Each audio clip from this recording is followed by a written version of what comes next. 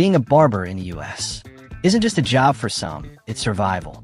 In a country where everything costs more, rent keeps rising, and folks are juggling 2 or 3 jobs just to stay afloat, some choose to take control with their hands, their hustle, and a pair of clippers. One chair, one client at a time, they build something real right in the heart of their neighborhoods. But between passion and pressure, dreams and reality, why be a barber today? And more importantly, is it really worth it? What does it take to make it in the barber game here in the US?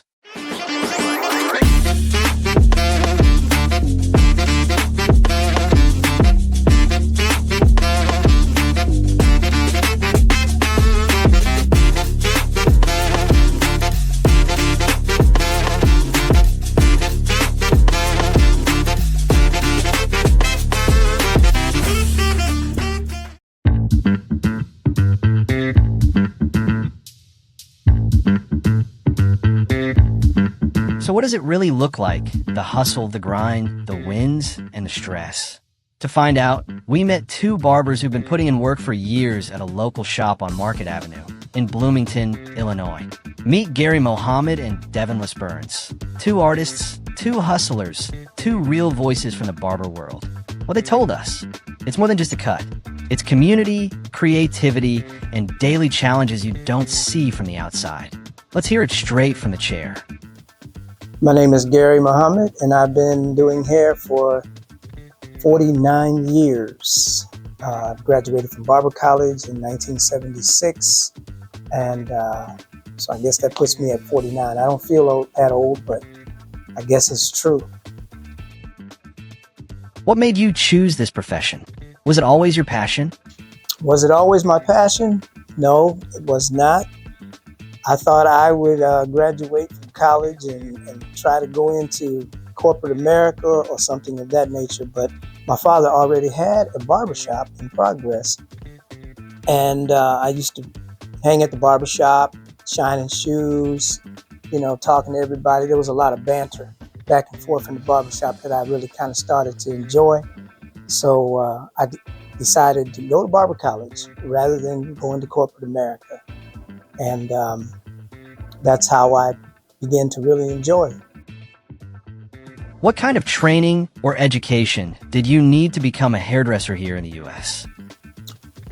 Well, you have to put in so many hours in barber college, which it consisted of practical study and also written study.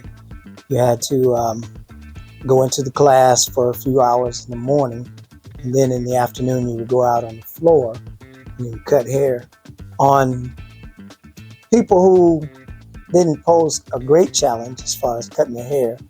So we exercised on mannequins a little bit, and we shaved the balloons, and we would also do live people. So, yeah. How is a typical day in your salon? So a typical day for me is doing a lot of my established clients, and just really it's more the social aspect of it. But I strive to still do great work, professionalism, But that's probably what a typical day really looks like at the barbershop. What are the biggest challenges you face in this job? Well, someone comes in with really damaged hair, very unkept hair. That can present a challenge sometimes. You just got to deal with it, It really forces you to dig deep into your toolbox and figure out how to go after, certain hair that causes that presents a challenge for you. But other than that, I get along well with the people. The atmosphere, the environment in the barbershop is great. So that's never really a challenge, unless someone comes in and wants to, be a little, out of pocket or does something that is not acceptable in the barbershop. then you have to deal with that, you know.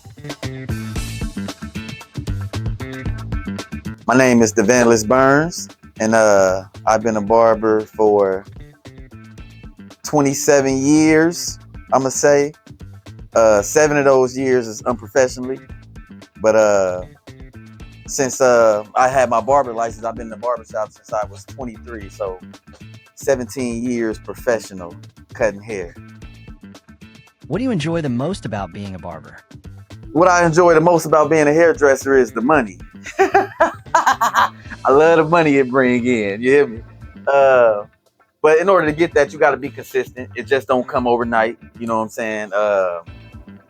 Yeah, but that's about the best thing I like about it. It's the consistency of the money flow, the fact that the prices change every year so you can make more money. It's never at a standstill. So that's the best part about it, just the gain of it. Can you make a decent living with this profession in the U.S., especially in a city like Bloomington? You can definitely make a good living. It's pretty easy living life being a barber, especially I got 12 kids. So with me having 12 kids and still being able to maintain a household and take care of the kids. So yeah, I believe you can maintain a great living on cutting hair, yes. How important do you think this barber job is for the community and the people you serve? It's very important because without us, you can't look good. You won't look good. As far as you know, you got to have that crispy lining. You got to have that crispy haircut. You got to look good. And the only way to continue to get customers and clients, you got to push out a good haircut. So it's very important that the job that we do here in the community is we're for the community. So it all works out. What advice would you give to someone who wants to become a barber in the USA? Okay, the advice that I would give to somebody up and coming is to just don't quit. Don't give up, because it's hard at first. You will not make the money that you think you're going to make at first. You will not be as good as you think you're going to be at first. So I would just say, just stick to it, stick with the plan, and just keep going no matter what bump, no matter what you go through. Just keep going, because you're eventually gonna make it in the barber business if that's what you really want to do. Being a barber is more than just cutting hair. It's about passion, community, and hard work. It's about showing up every day, facing challenges, and creating something real for the people around you. Gary and Devenless showed us that behind every fresh cut, there's a story of dedication and pride. If you're thinking about stepping into the barber world, remember, it takes patience and hustle, but it can also be one of the most rewarding paths out there. Thanks for joining us on this journey.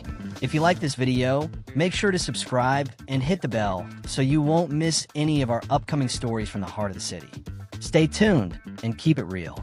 So if you've got the skill, the patience, and the drive, maybe the chair is calling you too.